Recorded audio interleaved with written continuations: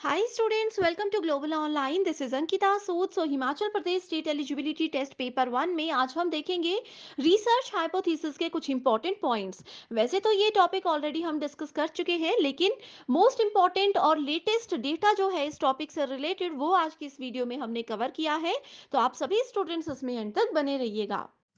इस एग्जाम को क्वालिफाई करने के लिए पेपर वन पर ज्यादा ध्यान दीजिएगा क्योंकि 100 में से आप इसमें आसानी से 80 प्लस स्कोर करके अपना सिलेक्शन पक्का कर सकते हो। सो पेपर वन प्रिपरेशन के लिए कंप्लीट कोर्स हमने लॉन्च किया है जिसमें फुल सिलेबस वीडियो लेक्चर्स हम आपको देंगे। हिंदी इंग्लिश दोनों लैंग्वेजेस में कोर्स अवेलेबल है। एग्जामिनेशन से पहले आपका पूरा सिलेबस कवर करवाने की मैं आज आपको 100% श्योरिटी देती हूँ। फुल सिलेबस नोट्स है, फुल सिलेबस मॉक टेस्ट आपको मिल जाएंगे जिसमें से as it is question exam में पूछे जा सकते हैं। ये वीडियो लेक्चर्स में भी पहले आपके थ्योरी कॉन्सेप्ट्स क्लियर करवाए जाएंगे जो कि बहुत ही इजी लैंग्वेज में होंगे, ट्रिक्स के साथ आपको याद करवाई जाएंगी चीजें। साथ ही वीकेंड पे आपके लिए मॉक टेस्ट और एमसीक्यू सीरीज भी लाई जाएगी ताकि जो पूरा वीक आपने पढ़ा है उससे बहुत अच्छे से आपकी रिवीजन हो जाए। 2000 प्लस एमसीक्यू क्वेश्चन बैंक में हम आपको देते हैं previous year questions, most repeated questions और एक्सप्लेनेशन के साथ यहाँ पर सारे क्वेश्चंस आपको मिल जाएंगे। एंड इसमें से भी as it is questions exam में पूछे जाते हैं। इसके लिए आपको सिर्फ एक ही बार फीस देनी है, 2,000 रुपए। जब तक आपका एग्जाम क्वालिफाई नहीं हो जाता तब तक आप इसका फायदा उठा सकते हो। फ्री वीडियोस के एक्सेस के लिए ग्लोबल ऑनलाइन ऐप को डाउनलोड कीजिए। स्टोर सेक्शन पर सर्च बार में आपको कोर्स का नाम लिखना है। इस कोर्स के अच्छे से आप लोग ओवरव्यू को जरूर पढ़िएगा। इसकी ड्यूरेशन 6 मंथ्स है। कंटेंट पर क्लिक करने के बाद आपके सामने मेरे सेपरेट सेशंस आ जाएंगे। इसमें अभी 150 से ज़्यादा सेशंस आपको मिलते हैं एंड मैं आपको श्योरिटी देती हूँ कि इन लेक्चर्स के अलावा आपको कुछ भी कहीं से भी पढ़ने की ज़रूरत नहीं है। आपको यहाँ पर फुल सिलेबस मॉक टेस्ट मिल जाएँगे दोनों लैंग्वेजेस में, फ्री डेमो वीडियोज़ अलग-अलग एजुकेटर्स की आपको मिल जाएगी। 2000 एमसीक्यू पीडीएफ है, हिंदी एंड इंग्लिश दोनों लैंग्वेजेस में, यूनिट वाइज़ फ़ोल्डर्स हैं, जहाँ पर आपको थ्योरी लेक्चर्स अलग हैं, एमसीक्यू सेशंस आपको अलग मिल जाएँगे, मॉक टेस्ट हैं और इवैल्यूएशन टेस्ट है जो कि एग्ज़ाम को क्वालीफाई करने के लिए काफ़ी है। तो स्टूडेंट्स जल्दी से आप गिवन नंबर्स पर कॉन्टैक्ट करके हमारी टीम से इस कोर्स की पूरी जानकारी ले सकते हो एंड जल्दी से इस कोर्स को जॉइन भी कर सकते हो। सबसे पहले हम देखते हैं कि रिसर्च हाइपोथेसिस एग्जैक्टली होता क्या है। तो हाइपोथेसिस परिकल्पना करना, अब देखो इसको बोला जाता है अजम्पशन, यानी कि धारणा किसी चीज़ की अगर हम लेकर चलते हैं। एग्जाम्पल के साथ चीज़ों को शुरू करते हैं। तो सबसे पहले अगर मैं बताती हूँ कि मेरे पास कोई प्रॉब्लम है, मैं किसी बड़ी प्रॉब्लम में फँस चुकी हूँ, मैंने अपनी ही किसी ए नाम की फ्रेंड को वो प्रॉब्लम के बारे में बताया। उन्होंने मुझे बताया कि इस प्रॉब्लम से बाहर निकलने का ये रास्ता हो सकता है और आप सॉल्यूशन तक पहुँच जाओगे। यही प्रॉब्लम मैंने अपनी फ्रेंड बी के साथ भी डिस्कस की। उन्होंने मेरे को कोई और रास्ता बताया इसकी सॉल्यूशन तक पहुँचने के लिए। तो ये क्या था? ये एक परिकल्पना थी, ये एक हाइपोथेसिस था।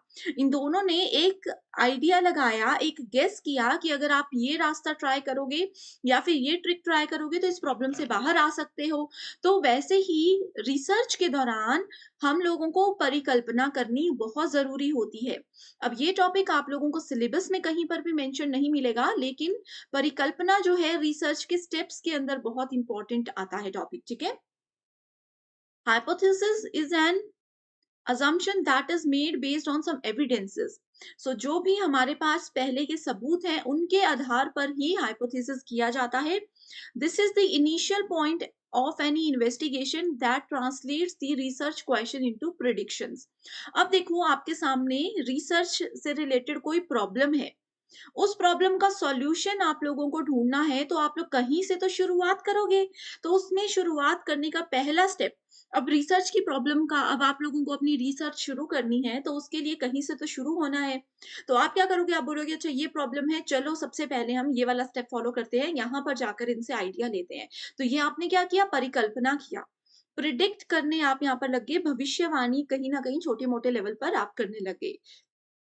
It include components like variables, population, relation between these variables, and research hypothesis is that is used to test the relationship between two or more variables. Variable यहाँ पर कुछ भी हो सकते हैं, कोई पर्सन भी एक वेरिएबल हो सकता है, कोई प्लेस भी एक वेरिएबल हो सकता है, आपका कोई डेटा भी वेरिएबल हो सकता है। तो हाइपोथेसिस एक, दो या दो से ज्यादा वेरिएबल्स के बीच में रिलेशनशिप फाइंड आउट करने में भी आपको मदद करता है। ये हमने हाइपोथेसिस देख लिया। इसके बाद हाइपोथेसिस को टेस्ट क्यों किया जाता है? इसका परीक्षण, इसकी जाँच क्यों की जाती है? ये भी बहुत इम्पोर्टेंट है। A good hypothesis does not conflict with any law of nature which is known to be true. A good hypothesis permits the application of deductive reasoning. In statements को एज इट इज रख लीजिए। ठीक है, exam में ये पूछा जा सकता है कि अच्छी परिकल्पना जो है वो निगमनात्मक तर्क के अनुप्रयोग की अनुमति देती है या नहीं देती है, तो आपका आंसर होना चाहिए ट्रू, वो बिल्कुल देती है। ठीक है, इसके अलावा अच्छे हाइपोथेसिस की क्या कैरेक्टरिस्टिक्स होते हैं? तो हाइपोथेसिस जो भी परिकल्पना आप कर रहे हो वो क्लियर होना चाहिए, प्रिसाइज होना चाहिए और रिलायबल होना चाहिए, यानी कि स्पष्ट, सटीक और विश्वसनीय होना चाहिए। अब मान लीजिए कि मेरी किसी फ्रेंड ने मुझे सॉल्यूशन तक पहुंचने का कोई आइडिया दिया, उस आइडिया में वो खुद भी श्योर नहीं थी या उनकी बातों से मुझे लग गया कि उनको खुद डाउट है, और दूसरी फ्रेंड थी कि वो 100% श्योर थी उस सॉल्यूशन को लेकर के, तो क्या होगा? तो वैसे ही रिसर्च के दौरान आप क्या कदम उठाने वाले हो, कहाँ जाने वाले हो, वो हाइपोथेसिस आपको मदद करता है। तो वो बिल्कुल क्लियर होना चाहिए, आपका गोल सेट होना चाहिए कि अगर मैं ये स्टेप लेता हूँ रिसर्च में, तो ये सॉल्यूशन होगा।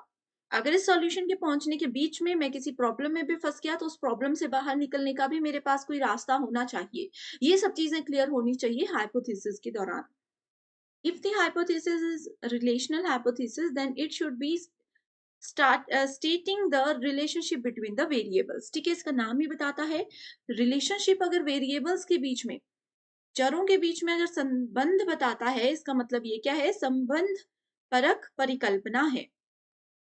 The hypothesis must be specific and should have scope for conducting more tests. Hypothesis हमेशा आप लोगों का क्या होना चाहिए? विशिष्ट होना चाहिए और अधिक परीक्षण करने की गुंजाइश भी इसमें होनी चाहिए। The way of explanation of hypothesis must be very simple. कैसे आप hypothesis कर रहे हो? अगर मल्टीपल हाइपोथेसिस आपके पास है, 4-5 हाइपोथेसिस हैं, उसमें से किसी एक या 2 को सेलेक्ट करना है, तो कैसे सेलेक्ट कर रहे हो? तो ये चीज़ें बिल्कुल क्लियर होनी चाहिए, बिल्कुल सिंपल होनी चाहिए एंड अंडरस्टूड होना चाहिए। आपको खुद भी उसके बारे में पूरी समझ होनी चाहिए, हर एक फेज़ की समझ होनी चाहिए, और अगर आप वो चीज़ किसी को समझाते हो, तो वो ईज़िली समझ जाएँ, ऐसा आपका हाइपोथेसिस होगा, तो वो एक अच्छे हाइपोथेसिस की के लक्षण माने जाते हैं। ये देखो एक क्वेश्चन है कैरेक्टरिस्टिक्स ऑफ हाइपोथेसिस पे। Hypothesis should be capable of being tested. परिकल्पना का परीक्षण करने में सक्षम होना चाहिए। ठीक है, सो जहां पर भी हाइपोथेसिस का ऐसा हमें लगता है कि टेस्ट उसको अच्छे से किया जा सकता है, तो वो एक गुड हाइपोथेसिस होता है। दूसरा है a good hypothesis can defy law of nature. ठीक है, कानूनों को चुनौती दे सकता है, ऐसा बिल्कुल भी नहीं है। हमने यहाँ पर ये स्टेटमेंट अभी पढ़ी कि ये क्या करता है? Not conflict with law of nature, and इसमें बोला है can conflict with law of nature, तो ये स्टेटमेंट बिल्कुल गलत है। तीसरा है hypothesis should be clear and precise, ये हमने अभी पढ़ा।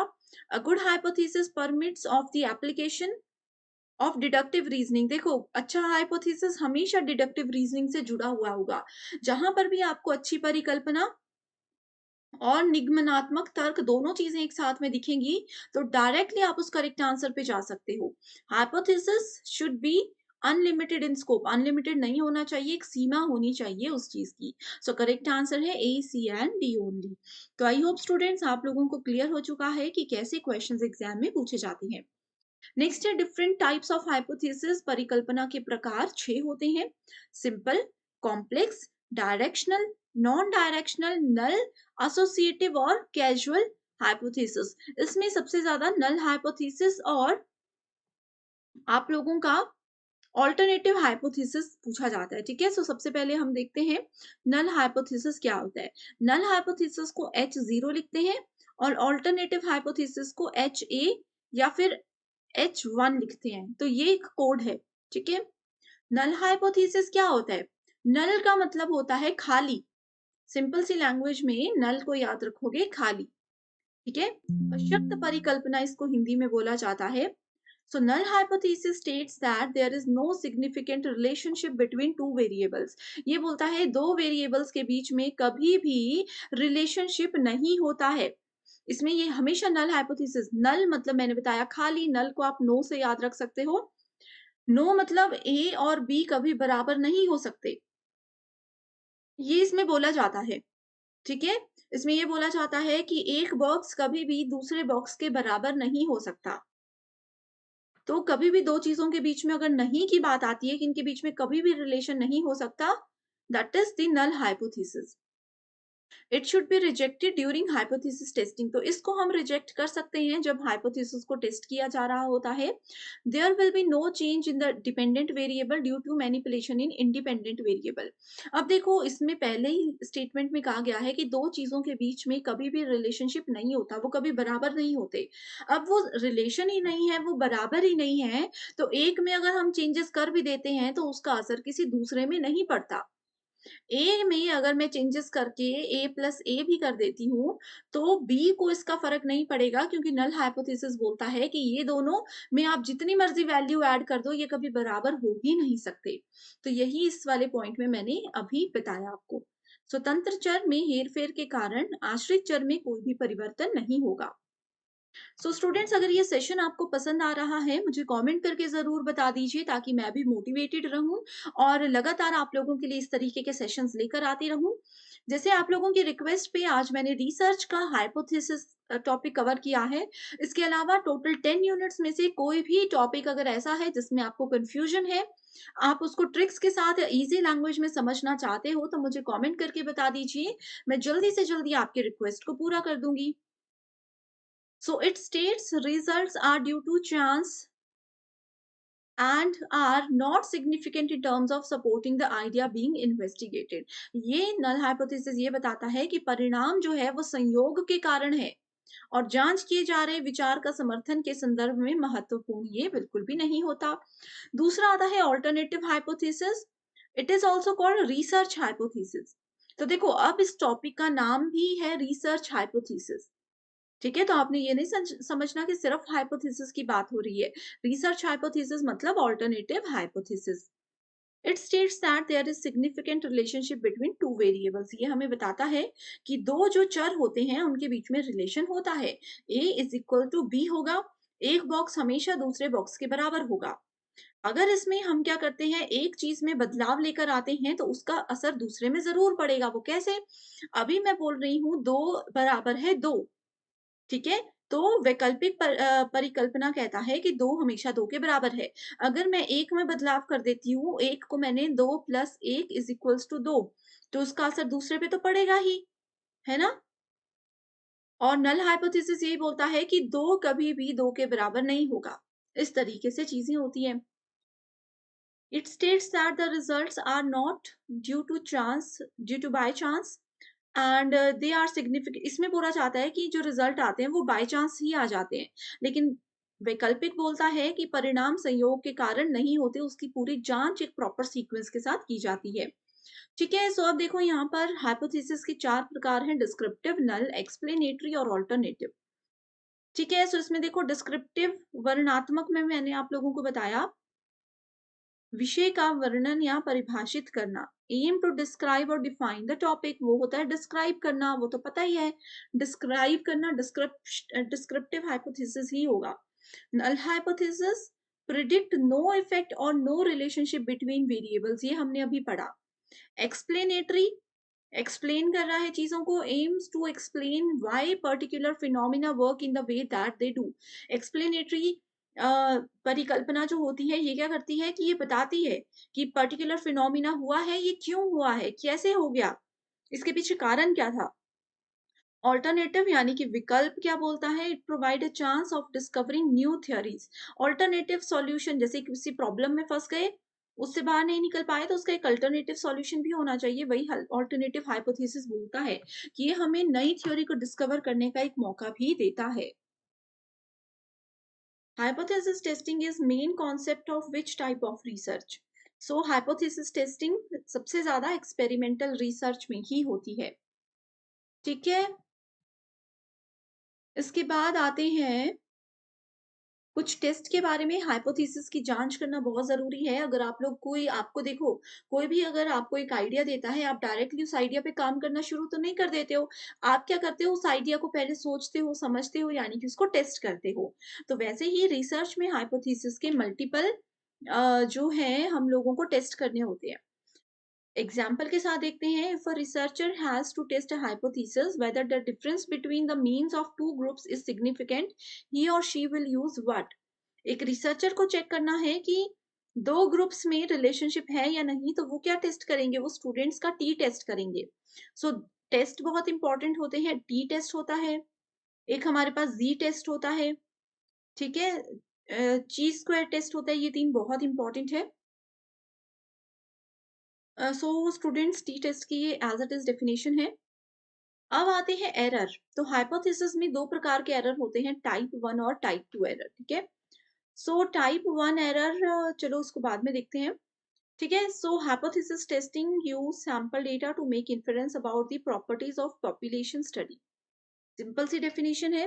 अब टाइप 1 एरर क्या होते हैं? When the null hypothesis is true, जब नल हाइपोथेसिस एच जीरो बिल्कुल ट्रू होगा, ठीक है? और वो सत्य था, लेकिन फिर भी हमने क्या कर दिया? उसको रिजेक्ट कर दिया, तो वो टाइप 1 एरर हो जाएगा। इसको आपने ऐसे याद रखना है। नल हाइपोथेसिस बिल्कुल ट्रू था, हमें उसको एक्सेप्ट कर लेना चाहिए था। सही था तो एक्सेप्ट हो जाता ना, लेकिन हमने क्या कर दिया? उसको गलती से रिजेक्ट कर दिया, तो हमारा टाइप 1 एरर आ जाता है। This probability to make a type 1 error is alpha, which is the level of significance you set for your hypothesis testing। तो ये होता है टाइप 1 एरर। देखो इसमें क्वेश्चन ही ऐसा आता है, when a researcher reject the true null hypothesis. इसमें बोला है नल हाइपोथेसिस ट्रू था, लेकिन रिसर्चर ने उसको रिजेक्ट कर दिया in his or her study and accept the alternative hypothesis. अब दिखती सी बात है, अगर हम लोग नल हाइपोथेसिस को रिजेक्ट कर रहे हैं, तो हम क्या कर रहे हैं? हम ऑल्टरनेटिव हाइपोथेसिस को एक्सेप्ट कर रहे हैं, ठीक है? And accept the alternative hypothesis, what type of error is likely? तो वो होगा टाइप 1। अब देखो इसमें बताया हुआ है decision based on the samples. अगर नल हाइपोथेसिस एच जीरो होता है नल हाइपोथेसिस, अगर नल हाइपोथेसिस सत्य है और हमने उसको रिजेक्ट कर दिया, तो टाइप 1 एरर है। वहीं अगर नल हाइपोथेसिस सत्य है और हमने उसको फेल कर दिया, मतलब रिजेक्ट नहीं किया, एक्सेप्ट कर लिया। थोड़ा सा कंफ्यूजन देने के लिए यहाँ पर फेल टू रिजेक्ट लिखा है। फेल टू रिजेक्ट, रिजेक्ट नहीं किया, मतलब एक्सेप्ट कर लिया। तो नल हाइपोथेसिस को अगर हमने एक्सेप्ट कर लिया, इसका मतलब है कि करेक्ट डिसीजन हमारा है। Same goes for this statement कि अगर हम लोग नल हाइपोथेसिस को, नल हाइपोथेसिस अगर फॉल्स है और हमने उसको रिजेक्ट नहीं किया, फॉल्स है और हमने एक्सेप्ट कर लिया, तो टाइप 2 एरर होता है। जब वो ट्रू था और हमने एक्सेप्ट कर लिया, तो सही डिसीजन है, और ट्रू था हमने रिजेक्ट कर लिया, तो टाइप 1 एरर आ गया, ठीक है? वहीं अगर नल हाइपोथेसिस हमारा फॉल्स था, हमने उसको, वो फॉल्स था, वो गलत था, लेकिन हमने उसको एक्सेप्ट कर लिया, तो ये आ गया टाइप 2 एरर। और फॉल्स था यानी कि झूठा था और हमने उसको रिजेक्ट कर दिया, तो हमारा डिसीजन बिल्कुल करेक्ट था। तो ये सिंपल से तरीके से मैंने आपको बता दिया। स्टूडेंट्स ने अलग से हमें ये चार्ट भेजा था कि इसमें उनको कंफ्यूजन है। तो आई होप अब आप लोग समझ चुके हो कि इस टेबल को कैसे देखना है, कैसे याद रखना है और कैसे एग्जाम में क्वेश्चंस आते हैं, ठीक है? अभी भी कोई डाउट होगा कमेंट करके मुझसे पूछ सकते हो। बस ये याद रखिए कि अगर हम टाइप 1, अगर हम लोग नल हाइपोथेसिस को रिजेक्ट करते हैं, तो डेफिनेटली हम लोग अल्टरनेटिव हाइपोथेसिस को एक्सेप्ट करेंगे ही करेंगे। Okay, so thank you so much for watching this video and I wish you all the very best.